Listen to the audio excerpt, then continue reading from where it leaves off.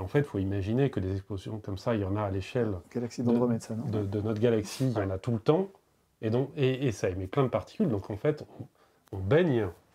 Et c'est ça le rayonnement cosmique, c'est une espèce de bain de particules qui partent dans tous les sens, qui vont dans tous les sens et qui nous bombardent.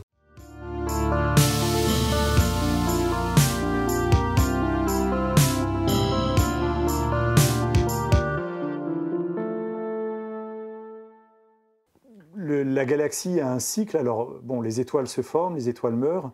Donc, c'est un cycle du gaz. Hein. Tu nous parlais d'une image du télescope Hubble, du télescope James Webb, qui montait les proto-étoiles. Mais en fait, il y a plein de gaz il y a plein de gaz dans l'univers. Ce gaz se structure, forme des objets. Et en fait, dans le cycle d'une galaxie, le gaz va avoir tendance à s'effondrer, va former une étoile dans laquelle en fait, les forces de gravitation vont être contrées par les forces nucléaires. On va faire la fusion hydrogène, hélium, etc. Et selon la masse de ces étoiles, plus on est léger, plus on vit longtemps, plus on est lourd, moins on vit longtemps. Et puis, au bout d'un certain temps, en fait, ces étoiles explosent. Et quand l'étoile explose, en fait, il y a toute une énergie mécanique qui va être transposée en énergie cinétique. Et tous les noyaux qui sont là autour, dans le milieu, en fait, vont être accélérés par une onde de choc, par l'onde de choc de cette étoile. Et on a environ 3 étoiles par siècle, donc des supernovas qui explosent dans la galaxie. Donc là, par exemple, ça va être une supernova. Voilà. Là, ils nous en montrent une. Voilà, ça c'est réactive. Voilà, donc ça c'est une supernova historique. Hein, c'est la supernova observée par Kepler en 1604, qu'il avait sans doute vue à l'œil nu d'ailleurs, quasiment à l'époque. Et en fait, ça c'est une image en fausse couleur. Donc c'est ça, c'est combiné donc en X. Donc en fait, c'est le spectre électromagnétique. Hein, on voit c'est plus que toutes les différentes fréquences. C'est plus que la lumière que nos yeux voient. Voilà, on voit la lumière visible, on voit la petite image qui est en troisième position là en bas. Voilà, et donc en X, c'est les X, alors c'est un peu les fréquences où on fait la radiographie X. Hein. Et puis il y a Spitzer, alors ça doit être quoi? En infrarouge, voilà, donc c'est à peu près les mêmes fréquences que voit le James Webb. Et donc là, l'image elle est combinée avec tous les types de lumière qu'on arrive à détecter. Voilà, et ce qu'on voit, c'est que là, ça fait 400 ans, donc c'est encore en phase d'expansion où ça accélère encore des particules. Et au bout d'un moment, en fait, quand tous les éjectats de l'étoile en fait, sont freinés par le milieu autour, et donc au bout de quelques dizaines, 100 000 ans, en fait, tout ça freine et s'arrête et fait une nébuleuse, en fait. Et donc, du coup, là, voilà, il y en a... Ces particules sont accélérées, sont chargées, donc elles sont déviées par les champs magnétiques, et ça fait une sorte de marche aléatoire. Et au bout de, typiquement, 20 millions d'années... Elle est due à quoi, cette marche aléatoire ? Pourquoi ça part dans tous les sens comme ça Alors là, il faut connaître un peu de science. C'est mort. C'est mort. C'est mort. Bon, c'est un peu de la magie, quoi. Non, en fait... ils vont nous dire ils ne comprennent pas, mais généralement, c'est moi le plus lent. Ah, c'est toi le plus lent, ok. Des fois, je les vois dans le chat, ils sont plus en avance que moi, ils arrivent à comprendre. Alors, pour ceux qui ont fait les premiers cycles à l'université, on sait qu'en présence de champs magnétiques, les particules chargées sont déviées. Et il se trouve que donc on a des champs magnétiques à très grande échelle réguliers dans la galaxie, mais on a aussi des champs turbulents. Qu'est-ce que ça veut dire un champ turbulent? C'est un peu comme si vous aviez des aimants avec des orientations différentes à plein d'endroits. Donc imaginez la particule comme étant, allez, on prend un aimant, là, comme ça on fait appel à des notions plutôt encore plus jeunes. Et c'est un petit aimant, et en fait à chaque endroit dans la galaxie, il y a des domaines différents, où le champ magnétique est différent, donc il va être dévié, comme ça il va faire une marche complètement aléatoire. Là on voit là sur l'image, t'as une galaxie, c'est une belle galaxie, mais j'ai pas trop le... C'est une galaxie. Mais en gros, t'imagines que t'as une galaxie spirale comme ça. Moi, je sais pas aussi bien dessiner que... Non, mais elle est plus réaliste presque. Attends la fin du dessin. Moins jolie, mais plus réaliste. La dernière fois, il y en a qui savent que j'ai essayé de dessiner la France. Ça m'est resté, ça. Un truc comme ça, là. T'as une galaxie spirale. Vous voyez où je veux en venir? Ouais. Voilà. Et c'est quoi? C'est le mouvement de la galaxie sur elle-même qui va créer tout ça? Non. On ne sait toujours pas, en fait, l'origine de la turbulence. Il y a plusieurs... en fait, c'est un écosystème hyper complexe, la galaxie, parce qu'il y a des étoiles qui naissent, qui meurent. La galaxie évolue sous l'effet à la fois de sa propre gravitation, la gravitation du gaz, qui est principalement dans le disque. Mais ensuite, on a aussi, quand les étoiles explosent, en fait, elles vont entraîner les lignes de champ magnétique avec elles.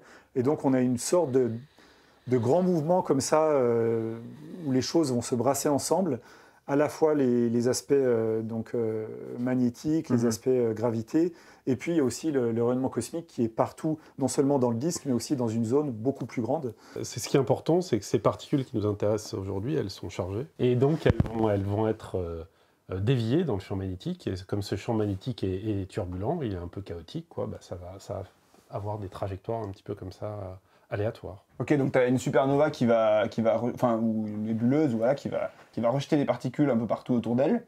Ouais. Elles vont avoir un tracé complètement chaotique comme c'est mieux dessiné sur le schéma qui est là. Et après, une fois qu'on en est là, une fois qu'elle a parcouru un peu d'ailleurs, elle va jusqu'où à ce niveau-là ? Elle va jusqu'à nous. En fait, elle peut sortir de la galaxie. Elle peut s'échapper. Voilà, et il y a très peu de chances, mais parfois elle peut rentrer dans un détecteur qu'on a mis autour de la Terre. Mais ce qu'il faut comprendre, c'est que des explosions comme ça, donc il y en a 3 par siècle dans notre galaxie. Ça, grosso modo. Okay. Et après, tous les rayonnements cosmiques qu'elle va produire vont rester donc confinés autour de notre galaxie pendant des millions d'années. Donc en fait, on est en train juste là de faire la photo d'une explosion et d'un rayon cosmique qui a été accéléré et qui diffuse. En fait, il faut imaginer que des explosions comme ça, il y en a à l'échelle de notre galaxie, il y en a tout le temps, et ça émet plein de particules. Donc en fait, on baigne, et c'est ça le rayonnement cosmique, c'est une espèce de bain de particules qui partent dans tous les sens, qui vont dans tous les sens, et qui nous bombardent de manière continue. Et du coup, c'est à chaque fois que tu as une explosion, tu as dit qu'il y en avait une tous les... il y en a 3 par siècle. 3 par siècle. Et là, ça fait un moment qu'on n'en a pas vu, et ça fait... On se demande... On a déjà réussi à avoir des images de ça ou pas ? Ça dépend de ce que tu appelles ça. On a regardé des images là qui sont magnifiques. Ouais. Et en gros, on regarde la lumière d'un objet qui vient d'une certaine direction. Le problème du rayonnement cosmique, c'est qu'à cause de ces champs magnétiques, on ne voit pas cet objet dans le rayonnement cosmique en particules chargées. Parce qu'en fait, toutes les particules, dès qu'elles partent dans une direction, elles vont ensuite être déviées dans d'autres directions. Donc la direction avec laquelle... tu ne regardes pas directement ce qui est voilà. mis, quoi. C'est d'où l'intérêt de regarder des photons, des gammas, c'est que ça va tout droit. Tu sais où tu regardes, ça vient de là, tu vois les sources. sources. Ça vient de là. Tu vois la source, Mais là, on n'en a pas vu récemment. En tout cas, je crois que ça fait...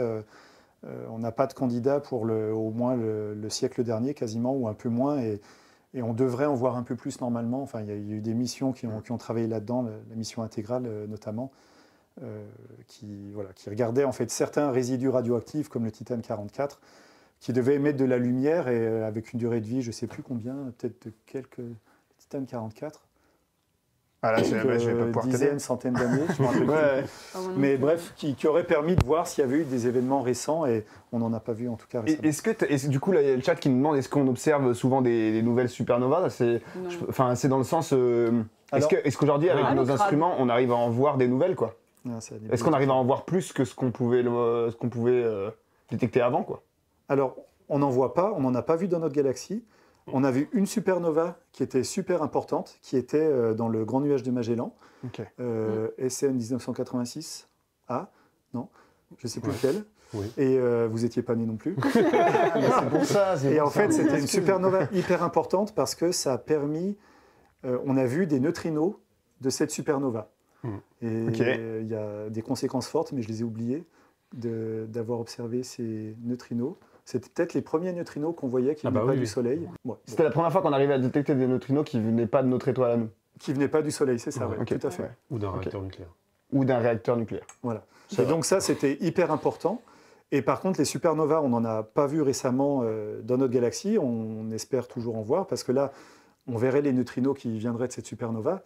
Mais par contre, les supernovas, on en voit en très grande quantité. Et elles sont utilisées en particulier pour faire de la cosmologie.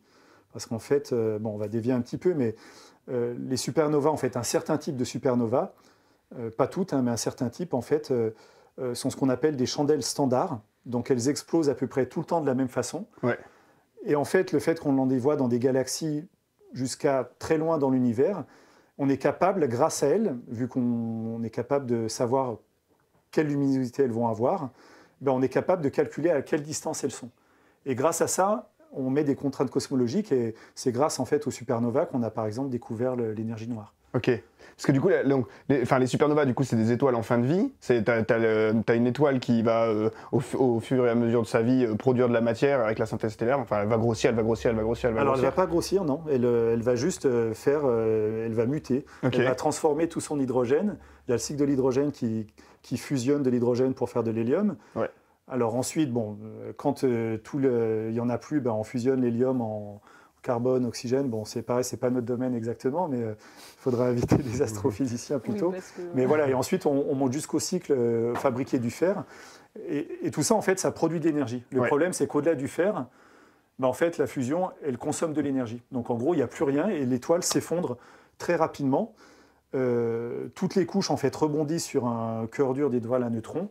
Et tout ça fait ces éjectats qu'on voit des années plus tard. Et là-dedans, il y a tout un tas de transmutations. C'est là qu'on peut détecter... en fait, elle envoie quasiment 90% de son énergie en neutrinos.